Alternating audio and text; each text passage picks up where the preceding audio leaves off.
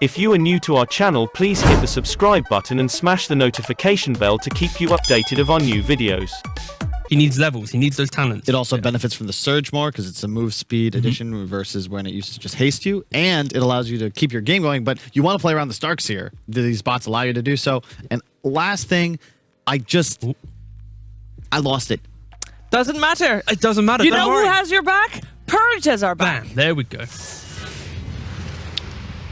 Kyle, you were just thinking about a random reference that you were somehow trying to enjoy the Dota game again, but it's okay. We don't need to talk about it. I thought what was really really important for OG is how effectively they basically let their opponents get Dragon Knight again, but this time they had really good solutions against it. And I think it was kind of a similar story of the first game in that the losing team didn't have very good supports for early aggression.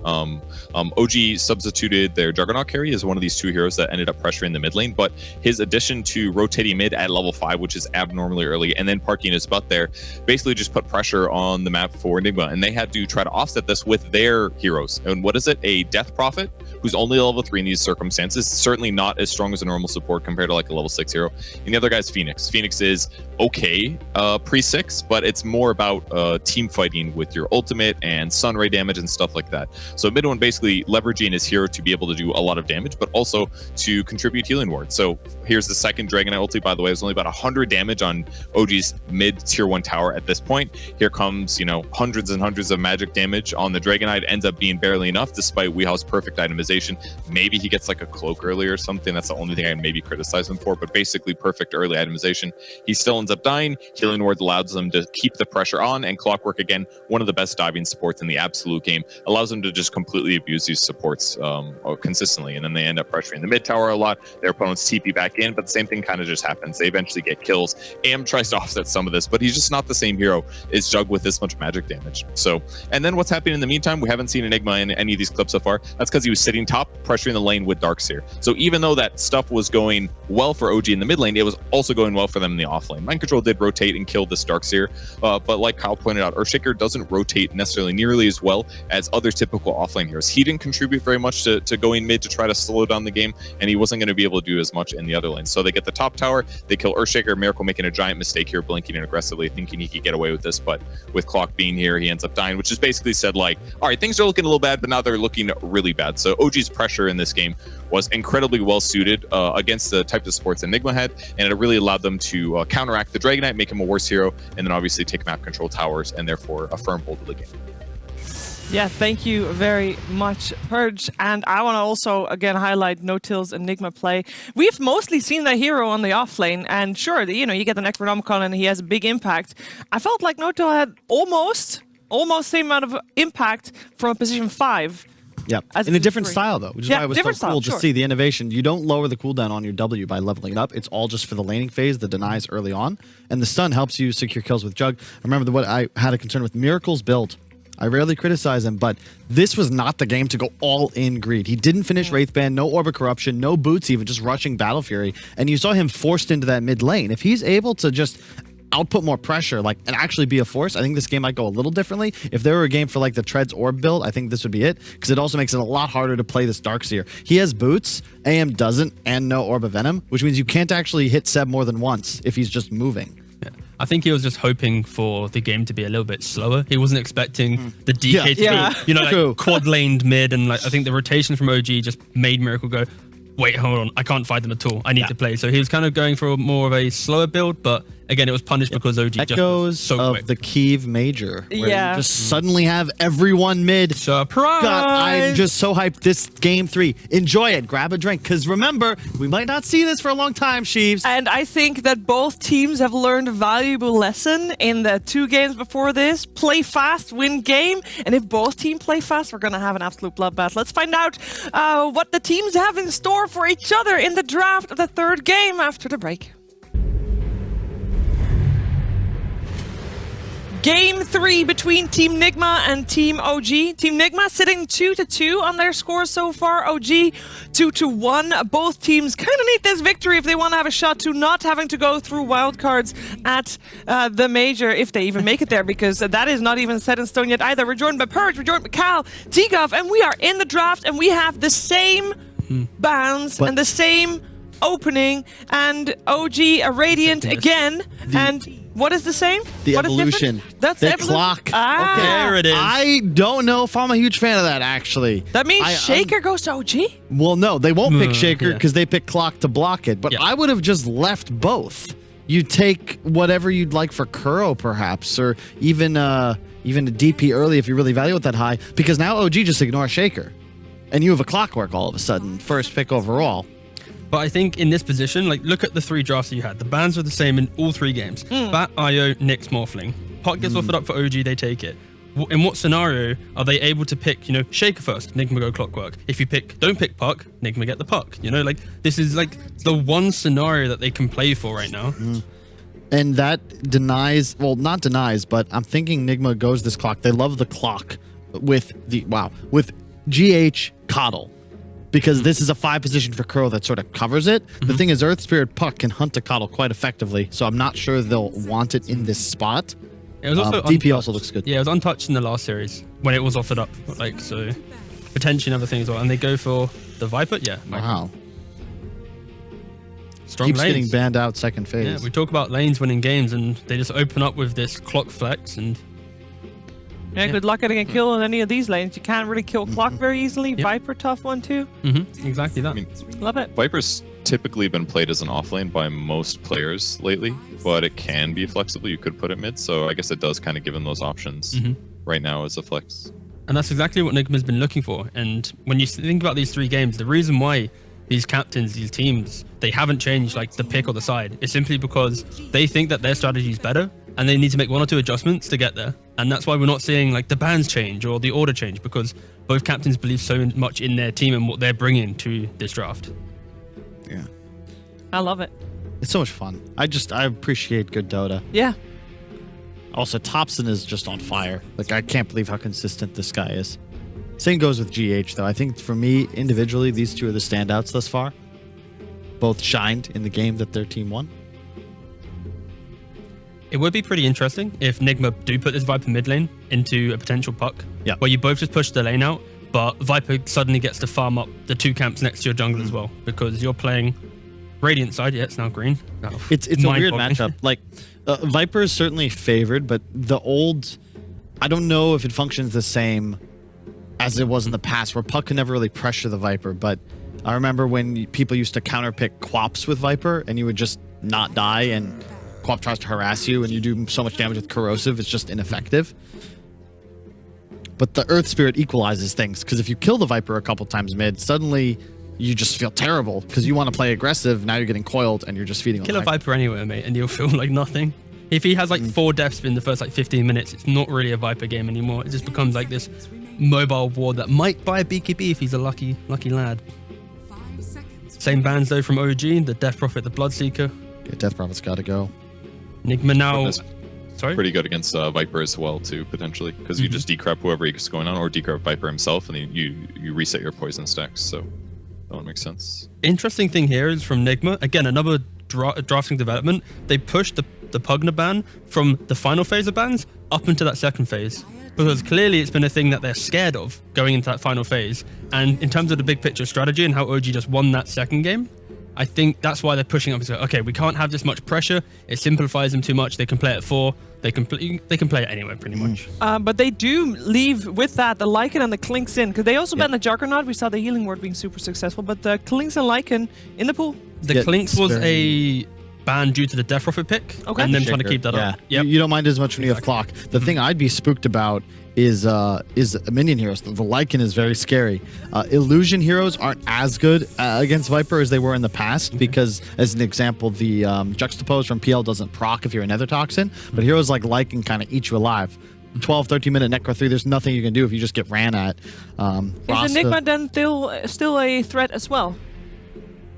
Not as much. The Clock somewhat covers that. You'll always have the BKB interrupt. But I think it could be very easy for OG to pick Enigma right here. True. Flex it between offlane and 5, and suddenly Enigma picks one hero. They reveal what's happening a bit more, and then OG gets to enter into that phase. That hero, I think Enigma might just be good enough where there is no such thing as like bad matchups, because the hero just does so much damage. And Bring back the old provides so Lich. much utility. for the love of, I want to see the old Lich. I want to be able to sacrifice my creeps. Oh god. Look, there's a little smile from Purge. He knows. He agrees. That's what I like. I miss being able to play mid Lich. I had a great time. That's the only reason I want it back. The Prophet is so nice here. It owns both of this support duo for Nigma. And yeah, we just saw NOtail on the Enigma, but this is what he used to do all the time. I see it. I've seen it on the posters. The key thing is it's a support that has that kind of wall of, you know, summons or whatever you want to call it in front of them. They get to body block the battery assault. They get to harass the shaman who normally has boots and doesn't like to get punched. He likes to be the one punching. So yeah, I like the idea from OG, trying to double down on the fact that Nigma has really strong lanes. So OG is going to try and get their strong lanes because of the support pick. And you already have 2 hunters. You have Puck and Earth Spirit, 2 heroes that just need a little bit of bonus damage. This mid Viper, if it is mid, is in a lot of trouble. A roll in, a summon, trees spawn, it's 5 minutes in, and there's like what feels like 4 heroes under your tower. It's real difficult to play Dota. They have kind of weak stuns though. That's one downside. Like they can certainly initiate on him and prevent him from leaving, but has a decent chance of getting a return kill in those circumstances right now. I'd love to see like a Mars pick from Nigma here, because they play it in both lanes. I know we loves playing it mid, maybe not so much within the team environment yet, but I know within his pubs he does. So I think that could be like an open flex pick that they have demonstrated within the last 2 games, and it does really well against like overwhelming tower pressure, but not direct tower pressure. What do you think about Ember Spirit? Also works pretty well for sure. What about Shadow Fiend? What about Shadow? This is not the time for that, Purge. Don't make Carl happy. Yeah, the Shaman's nice. It's another hex mechanic, but it's a lot better than the Lion in this game. Just because of the Earth Spirit factor. Yeah, again, like we mentioned, like what pick is the most critical part of the draft. For Nigma right now, on this pick, this pretty much unlocks everything for OG to understand, because you're going to know what is the Viper, what is going to be the weak lane that you can potentially counterpick straight away, and this is why this pick's so vital. Often, the better teams will get a more kind of, where's the hero going, the flexible hero, unless there's a big hero, but OG, they've picked 2 supports and a Puck, you know, like it's so hard to pick a core with confidence and not suddenly get countered by a PL or some big kind of win condition. And if you pick a carry here that's exposed by Prophet. Oh, well done. Man. Oh my god. Oh, thank you. Dude, it's just way better if you're not acting surprised that you're going to ride. I don't care. Mom, I made it. I did it. Sorry. Anyway, OG, they got 1 more pick left. This is where they get to maybe try and get a big boss core. But again, like I said, the flexibility of the Mars and the Viper does cause some concerns for OG, I think, in getting the perfect pick.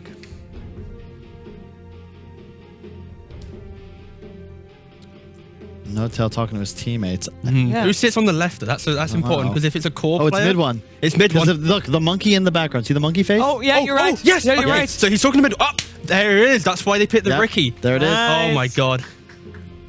That's a deep. That's some good analysis, background analysis. They've done this in the past. They really like Ricky against Mars. I mean, it's relatively simple, but you know, Mars blocks damage from the front. Ricky does bonus damage from the back. I will say countered. The matchup used to be very Ricky favored, but I feel like it's maybe shifting more towards Mars, just because the type of laners he's with allows complete pressure to Ricky. And there is a point where the Ricky, when he's by himself on an island, the Mars suddenly kills him, the game can feel awkward, and he isn't a carry that suddenly moves to the other side of the map and pressures. However, it goes both ways, because you can also trick the trade out of the arena. It's just about whether or not you get caught and speared to the wall. You are a very low HP hero, but you're still. I just love this, because when you have a Prophet, you want high reach heroes, and you want an invis hero if you could get it, and you want stuns and catch. You have all of this now, and it represents so much threat. You could be just chilling in a lane by yourself. All of a sudden, a Ricky's there, there's a roll in, there's a summon, Wrath of Nature hits, and you're like, oh shit, I'm dead. So, as far as the previous 2 games go, where we saw a team that played fastest won the game, basically, how fast are these 2 lineups able to play? Pretty slow, actually, in regards to game 1, game 2. Yeah. These are both kind of lineups that need a bit more time. The Viper traditionally needs to have an item or 2 before complete domination. He does do well in lane, but for OG, the Ricky needs Battlefield +1. But he will join fights. If Ricky runs through Nether Toxin, he uninvises, right? And also wouldn't do the extra backstab damage? Purge? I don't know that one. It's a very specific situation. I know that if you are not invis and within it, you don't go to invis. Yes. I assume, logically speaking, you shouldn't suddenly become visible. I think that's a bit too nuts. Because it already triggered. Exactly. That would be my assumption on the situation. because I have seen Rickies before stand within Topson and get surprised when they do die. It's very comical. Alk ban, good ban. Yep. And an Oracle ban. So Nigma are very much in the position that this is the offlane Furin, and now they have this Enigma flex like we mentioned earlier that keeps their draft a little bit more open because they are first pick. Nigma, they need a hero, I think, that applies pressure. They have strong lanes, but they need someone who can say at minute 15, at minute 20, join me and take this fight. This is why the likes of Alk and Monkey King are amazing bans, because they're heroes that at that window want to cross that river. Could you can't, Nepo, never mind. Purge, you are in the lob. Make you visible. It does make you visible? Even if you're invisible, if you run on another Tux, you're instantly visible. Wow. If you run off, you become invisible again. So it's basically where you are on it. All right, I have a question, Purge. It's not common, but... Purge, are you in the lobby? Ooh. Wow. No, I'm not. Darn it. I want to know who's playing what on the side of OG. There's so many possibilities. We have an answer. MidOne Ricky. Yeah. Sep Native sense. Prophet. Okay. NOtail Enigma. So the question is, do you put the Enigma against the DOTA just to try and slow it down? It's a really nice pick. You're going to run out of damage on the side of OG here. I think the important thing here is the Enigma plays with the Ricky most likely, just to ensure he has a start to the game, get some XP, and then it's about the pressure you have. And I like the fact that even though Nigma picks this Medusa, who is so hard to kill behind this wall of aggression that they're going to have, the Enigma will eventually pressure her in the fight. Like, if you don't have ult, I can kill you. 5 position. No, but like, you still have to respect that threat. Yeah. And yeah, I like both drafts. This is going to be an incredible game. Third game to the series, Purge. What do you got? Yeah, I think Ricky can be pressured in lane by Mars. We saw it in another match the other day, so I think putting Enigma there is going to help offset that. But I think the Ricky matchup against Medusa doesn't seem that terrible to me. So OG, I guess. I'm not super confident, though. It's all going to be about pace and tempo. Like, if OG can take command of the game again, they're going to be in a really good spot. But Seb has to play an excellent game. You're going to see massive collapse upon middle. It's just survival for the side of Nigma. Keep your towers alive, find good fights with Arena, and don't let can't lose towers and map control early. More even game than the previous two. Yeah, this should be like a 45-50 minute plus game for sure. I think there's no way this ends quickly. Over under 1.5 rapiers. There's no 1.5. What is 1.5? Over. Over. How do you do 1.5 in a one game? There's literally either 1 or 2. Exactly. Will there be more than 1.5 or less than 1.5? All right. We got a game 3 match. Let's get some energy, please. Thank you. Woo! All right, I am very hyped for this as well, and I'm going to be more hyped listening to Cap and Fogged. That's right. Thank you for that wonderful 2.5 panel that we just saw as we head into Game 3 of Nigma versus OG and Fogged. It feels like we are going to have slight differences in style. Where do you think this lineup is going? Oh, man.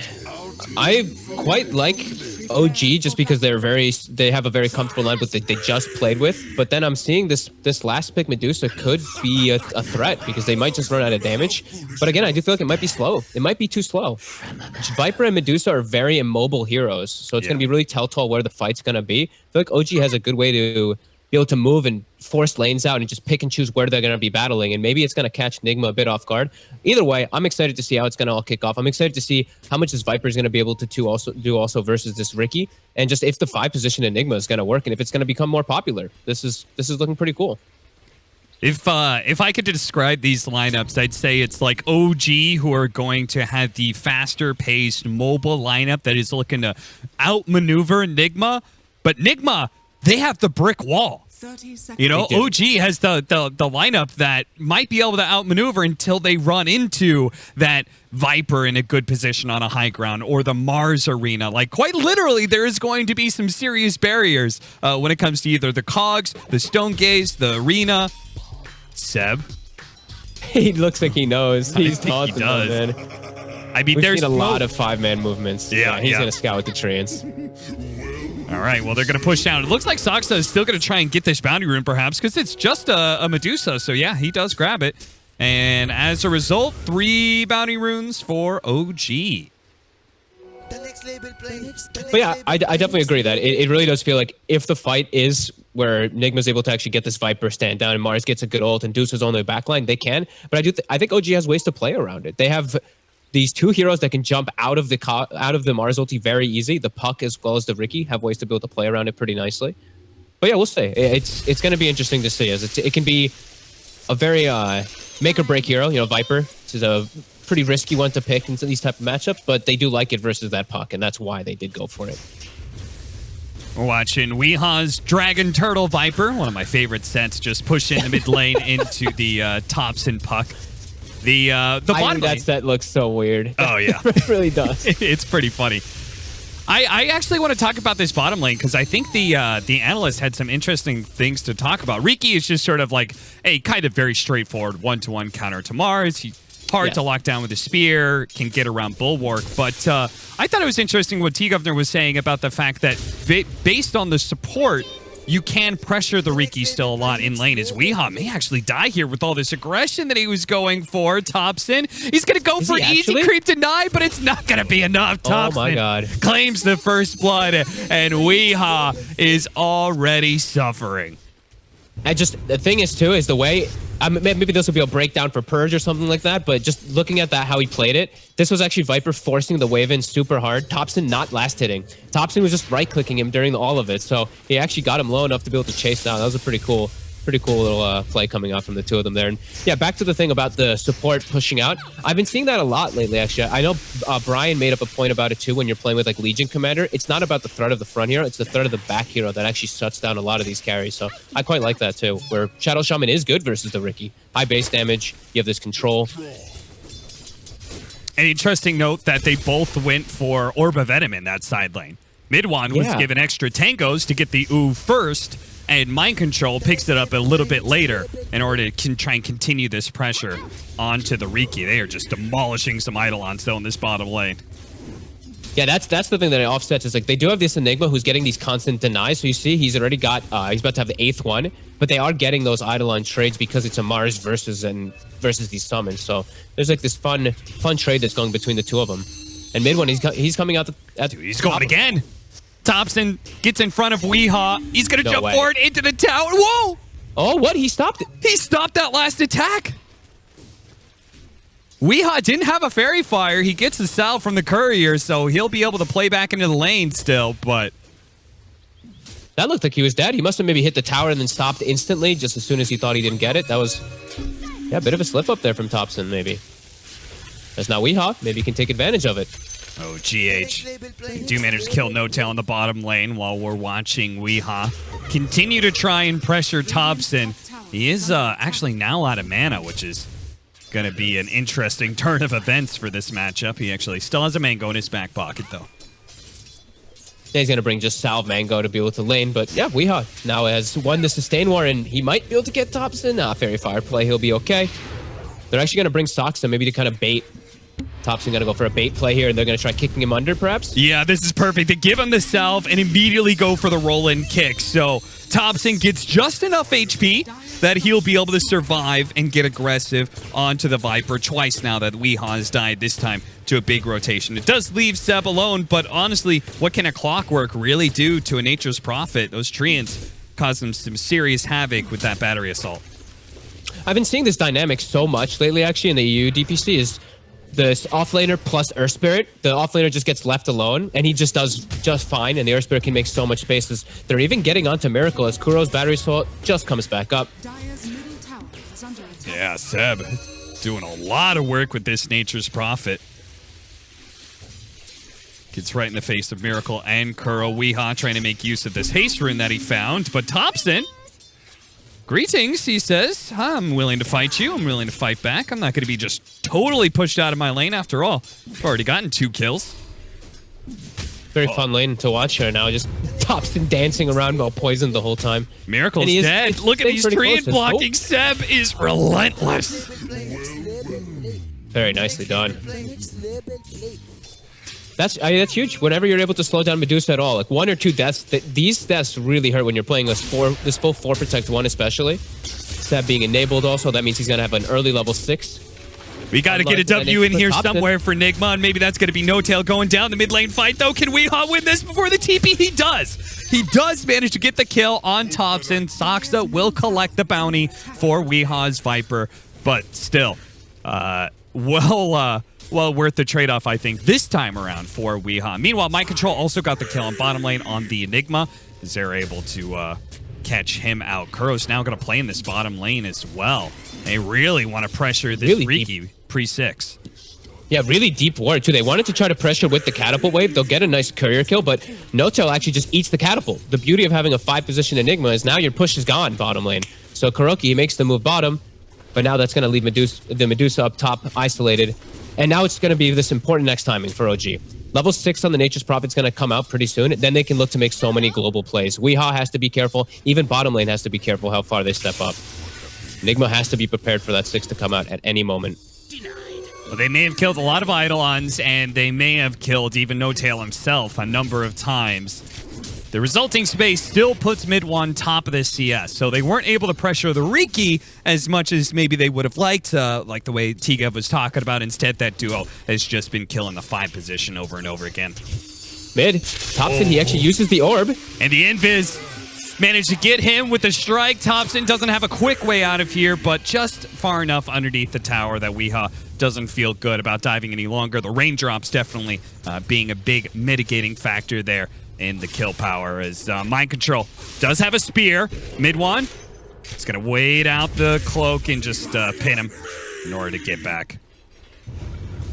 Roll up top lane, rolls past Miracle, straight into the hands of GH, immediately hexes him up. They still get a nice kick onto Miracle, but they're running out of damage now, and Seb, he's been caught by Kuro. The creep wave's coming in, though. The battery assault isn't nailing him every single time. Seb is hoping to be able to get the kill on GH before he goes down. Fairy Fire keeps him alive for a little bit longer. They both get traded out here, while Saksa, trying to juke away into the trees, does have a roll-up blocked by Kuro. Okay. Can they still get this somehow? The cogs, oh no, it pushed him out.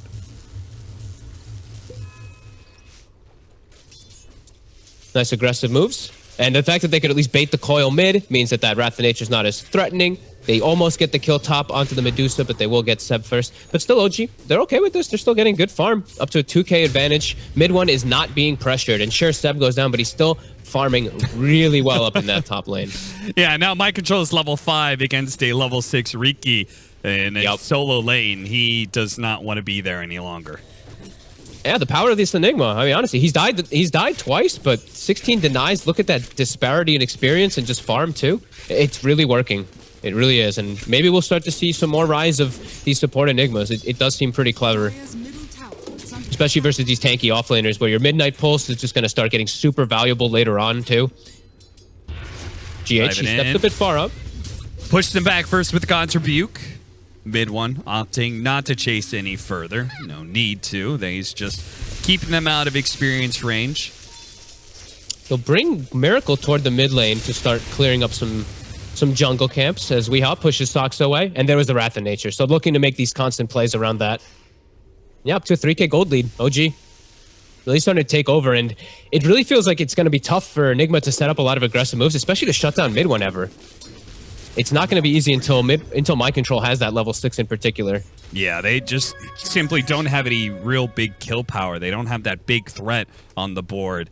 So OG feels like they're able to just be super aggressive without much punishment. And both games so far that we've seen, the team who's able to play aggressive, the team who's able to dictate the pace of the start of the game has been pretty solid as Miracle. He's found, kicked out of the coil. Yeah, that's pretty nice. Miracle is barely going to survive, though, thanks in part to the Hex. There was the silence, though. Nice play from Saksa, preventing the extra disables onto the puck. It does mean very likely Saksa is going to give up his life to protect Topson, but still, quick thinking by him. Now, Mind Control has to take the top lane because he wants the lane versus this Nature's Prophet. Viper has to jungle. But this downtime, I feel like OG's fine. OG's really happy with this, and it feels like the downtime's going to continue. I don't really know how Nigma forces the issue as bottom. GH shows his face. He's getting surrounded by 3 heroes. Something Kyle was talking about in the draft. At any point in time with a Nature's Prophet, an Invis hero, and a ganking 4, you're just going to get outmaneuvered. You never know when you're just sitting by yourself and all of a sudden there's going to be 3-4 heroes quickly surrounding you. 10-minute bounty runes are coming up here. Kuro looking to secure them, but NOtail's already in position to stop that one. And with the Malefice, they'll make sure that the captain of Nigma does die. Miracle does pick up a haste rune. Which he needed. He probably was dead if it was any other rune, actually. That was very fortunate, as OG really starting to... They're steamrolling now at this point. All 3 cores farming really well, and supports on the side of Nigma are very underleveled here. They're still not quite hitting the 6, even after getting the tomes. We see the supports on the side of OG. They're both about to be 6. And if they give up this mid tower, it's going to feel like Nigma just have no space to breathe right now, as Weehaw getting lower and lower with the extra bit of damage. Might be able to kill him, but Kuro is on top of NOtail. At the same time, Mind Control gets dangerously low at the top lane. They did manage to chase down NOtail, but look at Weehaw. He's being tracked out by MidOne. Weehaw knows, though. A smart read by him. He TPs out instead of walking back. Look at Kuro. He's stuck. He's been trapped by his teammate. He has to wait the whole time too. He can't get out of there. They have no way to get him out. God, if he just died to MidOne right now.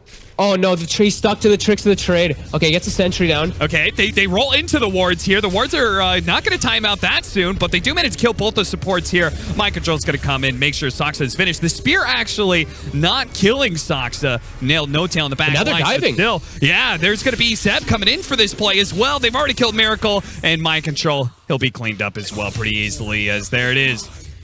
Seb with the Wrath of Nature, or no, actually the Orchid Tick. That was enough to kill him. They take this mid tower. Fogged. This is out of control already. Yeah. Like, Medusa's not going to have space to farm. Viper is now a Viper. So you're just super vulnerable to dying to anything, as you're very isolated. Cap, this game we might not see much longer of this game. This Miracle Medusa might not be able to get a chance to get any farm, as he's lost control of his 2 jungles. Just like the last game, OG just putting the pressure on, even taking the Ancients now. And with all these summons, they can clear all this area and keep control of it. And ults are all coming back online. This is looking rough. Yeah, Nigma, I think they're hoping to, off of a more successful laning phase, build that brick wall that we were talking about, but it feels like OG has been tearing it down, and the act of it being built up brick by brick. Nigma just do not get to have any space to be able to cement a position in this game. They're now down 8,000 net worth. They have nowhere really to farm. Weehaw, even if he does survive through this engagement with Topson, it goes to show, like, he just doesn't get a moment's rest. No, they're totally on the back foot, and now it's, Mars has to be the space creator because the Viper's having such a hard time that he's just going to get gone on every time if he does show his face. And there we go, Mind Control comes in. Still, they still managed to kill GH thanks to the Coil plus Wrath of Nature. They didn't even need Seb himself to be in that fight. Topson, he's just going to kind of toy around here with the enemy, see if they can catch him somehow, but unlikely. Yeah, with the cast range talent especially, he can just jump up these cliffs with the Waning Rift quite easily. As MidOne is still playing, he's going for Battle Fury, but he's still playing as if he's more active. Like, he's just literally running at Miracle every time he shows. Hey, he doesn't get a chance to get anything off here. All of his mana is taken away. He did have wand charges, and OG recognizing that both the wand charges and the TP did mean that Nigma could turn things around with a Stone Gaze. GH. Topson? They're going to go for him. Topson does get hexed up first, though, but they're going to dive in. Cogs actually pushing Topson to the side, but fortunately, the orb was still up. A nice spear nails MidOne and reveals him into the tree over there. And thanks in part to a good setup by GH and the Sentry, Nigma finally get a core kill here. The bottom, the 2 supports. Viper in the bottom lane is he's just dead. Yeah, this is NOtail. I mean, he's shown he could just black hole for free. Yep. It's positions like these that you get very concerned when there's the Viper in the game. Now what? He's 1-4. His game feels pretty over, and he's up versus some pretty hard carries. And we're seeing the way that OG, they forced the issue top. They even saw all the teleports finish, and they still didn't care. They still made that aggressive move because I don't think they care if they die. They're getting too much on the map. Nigma's not able to withstand all this pressure. Kuro trying to protect. They do manage to get the combo here onto Saksa, but still, he's just getting ripped apart by MidOne. He does so much damage with the Wrath of Nature on top. They think the moment they've got a small window, but maybe get a kill, turns out that MidOne and those Wrath of Nature from Seb do way too much damage. They demolish Nigma. This game is well and truly over, it feels, as the Medusa already feels like she's countered. Viper's game is over. Mars's game is nowhere near able to be salvaged, and your lanes are still being pressured on all fronts. OG just merciless in these last 2 games, not giving any breathing room to these greedy picks. It really does feel like the greed just they know how to punish it. We know the way OG likes to play when they do get a chance to play aggressive, and that's what we've seen. Well, if Nigma took that Viking GG series and learned something about aggression and a Razor pickup, I'd love to see what they learned from this series, because, man, this has just been blistering pace sent by OG in the last 2 games. Now they're going to run into him with an Orchid, and Miracle trying to cut down the tree, cuts the wrong one, stuck inside, and just dead again. Mind Control, desperate for something, is going to land a spear here. They've got the disables to kill Topson, surely, and Saksa does try and interrupt things. It looks like Topson gotten a little bit too big for his britches, or maybe just started a fight that was overall good, as GH still going to die to Seb. Seb gets off the Wrath of Nature. Big boost of damage is going to be coming in, but Seb does die to the spear to the wall. Pinned up and killed. NOtail doesn't have the black hole. They're going to get in front of Saksa here. Uh-oh. Here comes MidOne, and I believe he's got a fresh Battle Fury. And the damage. Kuro's stuck the whole time. He's stuck in the Serpent Wards again, Cap. He couldn't help the entire time. He's just stuck. I actually could not believe it. I'm like, where the hell is the clock? And he's stuck in the Serpent Wards. He can't help out. Perhaps they could get another kill, but he's actually stuck 2 times this game. Poor KuroKy. A possibility where they're able to clean up maybe a few more kills for Weehaw, and he's actually just stuck. And the hope disappears for the fight for Nigma there, as again, losing Miracle at the start of it all. MidOne. Now he's got his Battle Fury, so that fight was bad before. It's about to get even worse, as he's managed to pick up his big farming item, his damage item, and if they get Roshan as well here completely. I feel like this is the last chance. Fog. Nigma, they have to get into this pit. They have to get a nice Stone Gaze with a nice Mars ult covering, but Mars ult's still down for 20 seconds. Yeah. He's smoked up on the side of OG to protect this, but Kuro and the rest of the boys are still going to get there. They're going to catch NOtail. No opportunity to get off a black hole, and Roshan's low.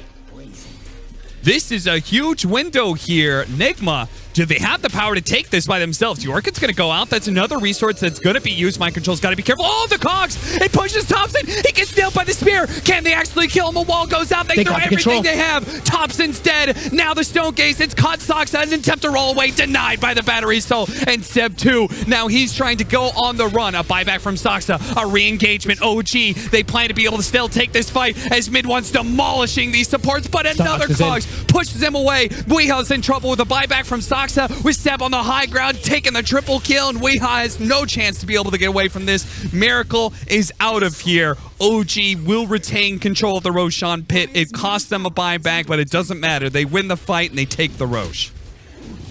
Yeah, Seb and the Ricky both show up. MidOne and him just end up with a clean up duel, an insane amount of damage in the fight there. 2,700, 2,800 respectively on the 2 of them. Even though they did lose the puck at the start of it all, these 2 are the big damage dealers. Seb with this humongous item build pick up with the Orchid, the Witchblade, pretty much actually with the BKB done too after that. It looked like Nigma, maybe they could take a chance there. But yeah, these 2 holding down the fort for OG. Yeah, now with an Essence Ring and a BKB, oh, baby. You know, try and go on Sub. He does so much damage, but he's got the tools to ignore all of it. The hook shot, actually catching the Earth Spirit, but he's going to kick him away. Nice. And roll out kick, and he's already there with his teammate, Seb. As we said, with a BKB, he can be rather fearless, so the moment somebody shows in an awkward position, he immediately strikes. And they still have this ward behind this tier 2 mid, so they're just watching the positioning of the supports in the back for Nigma as they can surround this top tower, easily bring it down, and 15,000 gold lead. DOTA never wants to be in this position. It's just hope really for Nigma that they can hope to have some attempt to come back in this game. Yeah. Need to just rally around him, need to just keep getting these big ultis as, yeah, that's really the only thing you can hope for. Just big Stone Gazes, big Mars ults. All right, Jason. Weehaw. They actually catch him. They are going to be able to catch Seb. At the same time, Weehaw's being caught. The difference is Seb, he's got his BKB. He's got a way to be able to turn around a fight. You don't chain those stuns, and Seb will make you pay with every single hero that joined in this engagement. He'll make sure they all die. Oh, yeah. This is brutal. He has almost the same farm as every single hero put together, it feels like, on the side of Nigma. As top, they throw down the coil in the base. Can't clean him up yet. Yet, MidOne. Keep trying. He's gonna try. Seb's gonna come in. They've got no buybacks. They've forced everything out of Nigma. They know there's nothing left in the tank. The Orchid and the extra bit of damage is gonna kill him. The Courier's gonna die as well. They're TPing it, but like honestly, this trio looks unstoppable. Who cares about a tier 3 tower, especially when you've got the Treants to tank for you? All right, 19K gold lead, 20 minutes, 31-14. I don't believe we're going to be seeing many greedy drafts anymore, as OG especially really seems to know how to tackle them. Both these teams really identify when they can just group up and pressure like this, and OG just steamrolling. Now Weehaw shows he might just die in the base. He try and go for a spear and arena, but he was immediately silenced by Saksa. There goes a hook shot onto MidOne. They are going to be able to catch. Yeah, look at, like, mind control is terrifying. They caught Saksa, but he was like still throwing down the arena like somehow the fight was going to continue. I think they're just really feeling how impossible the game is to come back. They're just throwing ults at any kill. Yeah. It really is just, it's so out of hand. This side, OG's just full control. Like, let me actually see the towers. Have they actually had a tower? Okay, they did have a tower hit. 500 damage or so on the mid tower, but besides that, yeah. OG just ramping up the pressure. Weehaw almost dying to the Ricky, as they just can't do anything. I mean, he can't farm a creep wave that's right outside of his base because, again, very deep vision is scouting him setting up to step out of that base and immediately is being punished every single time. Oh, what a spear. They've actually got him. That's going to be one. Can they do two? Cogs into a hook shot is going to be a lot of stun time here. They have GH there, but it's immediately stopped. They are going to try and get out what damage they can, but Seb is pumping it out. He's trying to kill Mind Control. The Orchid is not going to take him out. Hex onto Topson, Black Hole, pulling back in Miracle. Do they have to disable? They do. A hook shot's going to be able to stop that one. Kuro running interference as best he can, but Seb with his BKB looking to be able to chase down Miracle. Kuro is going to die, but it looks like maybe he saved this team fight. They turn around. Nice shock there from GH. Mind Control's back at it. He really wants this kill on one of the cores, but the oh my god. It's too much with an E-plate from Topson. All that magic damage just 100 to 0. By the way, Cap, that was in their base under tier 4s. Just diving, going for these kills. That just shows how confident OG really is in the game. And yeah, Nigma just... It really does feel like no hope, but they're sticking in it. They're trying their best to be able to get this Medusa online. I mean, they have right? That was under tier 4s. Yeah, they have to try something. It really is such a big match.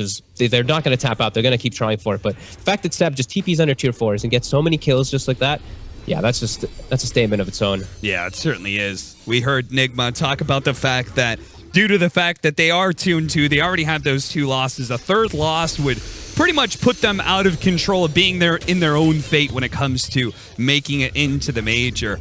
Especially with so many matches still to go, as Nigma have yet to face up against Tundra as well as Ico. So jump in.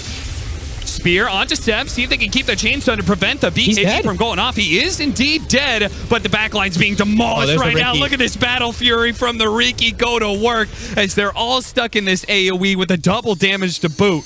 The tankier 2 cores of the Medusa and Viper, they survived the initial burst, but there is relentless chase here from OG. You know Weehaw's not going to survive. It's a momentary reprieve before inevitable death. Seb just TPs with his face. As soon as he respawns, gets insta-hacked into Spirit and dies, but it doesn't matter. Let's just look at the damage from this Riki. Fight recap, 3,700, Puck, 2,300. They're able to just clean things up, especially inside of Mars ulti, where the Battle Fury actually goes really nicely when everybody's stacked all close together. Yeah, it really does. It just feels like at this point that Nigma are able to do the coordination that it takes to bring down one of these cores, but whoever they choose, the other 2 just seem to go into overtime. Absolutely. Dire's middle tower is under attack. 19. Level 19 on MidOne. On Topson, it's 25 minutes into the game. And honestly, they've taken the tier 2, but hell, half their time, half of their heat map has been based inside of Nigma's base. Yeah. Look at that. That's where... It's crazy.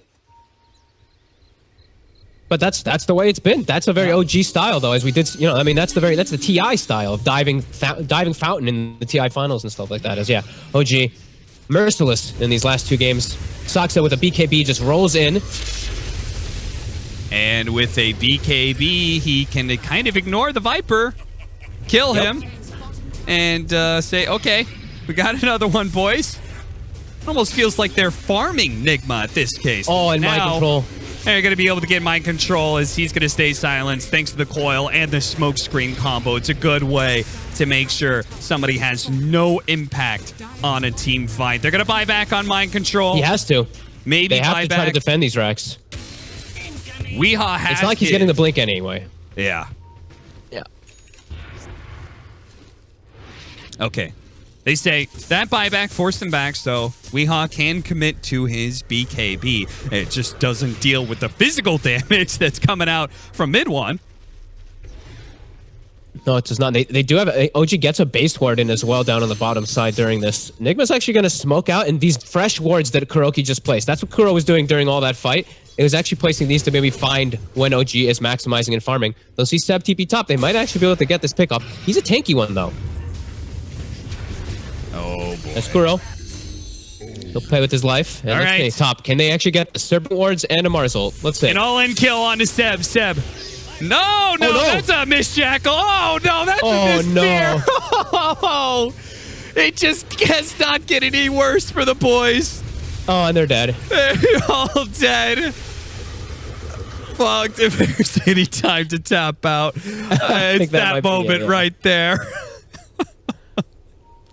Hey, they went for it, and you know even pro players make mistakes at times. A little bit of a misclick there as Weehaw, he shows himself in the wave, gonna get committed on immediately. Does have the BKB to protect him for at least a slight moment. Yep, the hook shot comes in to try and stop that black hole. The damage is done though, as the Air Spirit's able to finish him off. MidOne jumping onto the Medusa, ignoring the Stone Gaze for the most part, and just hops over to GH instead, kills him. Kuro was able to deal with NOtail, but the 5 position of OG is dead. The other 4 stand strong inside of Nigma's base, wiping them, and they are going to force a submission out of Nigma if they're not going to go willingly.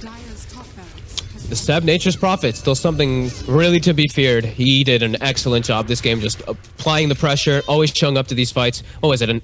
Like 10 minutes something Orchid, I think it was. Maybe 10:50 or so, maybe 11. Super early on, played aggressively, and just, on point. OG. There's no mercy. Nigma, it really felt like from minute like 8, it was just them getting surrounded, getting all these plays, getting ran at from that advantage. The small advantage OG got in the laning phase, they just ran away with it. Megas are going to come up. They may have a Medusa, and maybe that's that last little shred of hope they're hoping for here is some sort of throw into the fountains, because MidOne, every single time he shows up, he appears, Nigma heroes disappear. And there it is, finally. GG. With one final whimper. Nigma. If you are new to our channel, please hit the subscribe button and smash the notification bell to keep you updated of our new videos. 52 kills in 28 minutes, Fogged. That's just OG's side of things. That's just the OG story. Yeah, and OG, I think, really putting a statement about don't go greedy versus us right in these last 2 games. I think they really showed that they can just take advantage of that, even where it looks, as the panel was talking about too, like the AM game, if he's able to farm, if they're able to get this farm on the Medusa too, but if you're not able to, you lose everything so quickly. It never actually looks like you have a hope. As this game, it really felt like they had no hope just so quickly from this mobility from OG. Look at the boys of OG. They're amped up, and they know it's always a fun series against Nigma, and it's always a big win. As OG are now 3-1 here at the European DPC. What a series. Let's go back to the panel, shall we? Yeah, what a series indeed. I thought it was going to be a little bit more even than that, guys. I'm not going to lie. We're going to break down why it was so uneven and talk to the